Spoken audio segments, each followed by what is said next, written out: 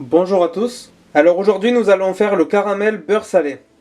Pour ça nous aurons besoin de 160 g de sucre, de 80 g de beurre demi-sel et de 20 centilitres de crème fraîche, donc de préférence liquide, mais si c'est comme moi vous en avez pas, vous prenez de l'épaisse, ça marche très bien aussi. Et c'est tout. Alors pour les ustensiles nous aurons besoin d'une casserole, d'un fouet, ensuite d'une passoire et d'un récipient. Pour ma part c'est un pot à confiture, mais vous pouvez prendre un bol, ça marche très bien aussi, c'est juste pour le conserver après. Pour faire le caramel beurre salé, on commence par allumer le feu, je le mets à feu fort, je mets le sucre dedans. On va attendre que ça commence à se caraméliser au fond. C'est un caramel à sec, c'est-à-dire qu'on ne met pas d'eau dedans.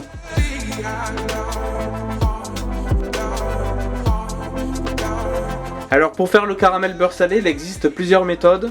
Moi je vais juste vous montrer la mienne. Ça va consister à faire un caramel à sec. Donc on va laisser le caramel se faire. Une fois que le caramel sera prêt, on mettra la crème fraîche directement dedans. Et après on mettra le beurre. Quand ça commence à chauffer, on baisse le feu.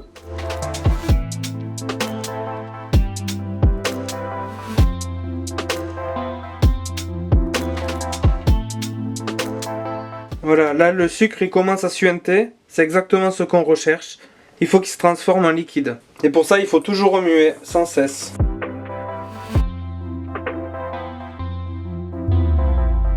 Ça va commencer à faire des grumeaux, c'est normal, c'est des amas de sucre. Voilà, on est en train de voir que le caramel est en train de se former. On voit qu'il commence à devenir marron par certains endroits, donc c'est très bien. Faut continuer à mélanger sans s'arrêter.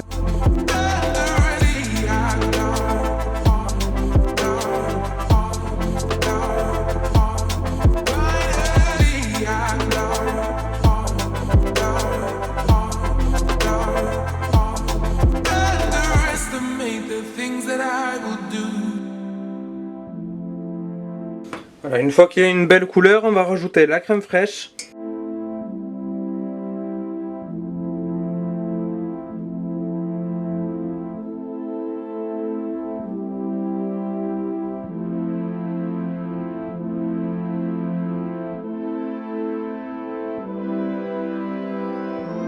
Voilà, quand on estime que c'est bon, qu'il n'y a plus trop de grumeaux, on va rajouter le beurre.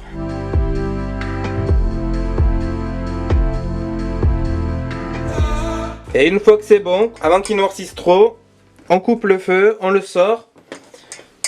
Puis on va directement le mettre dans le bocal. Alors on le fait passer dans la passoire pour justement éliminer tous les grumeaux.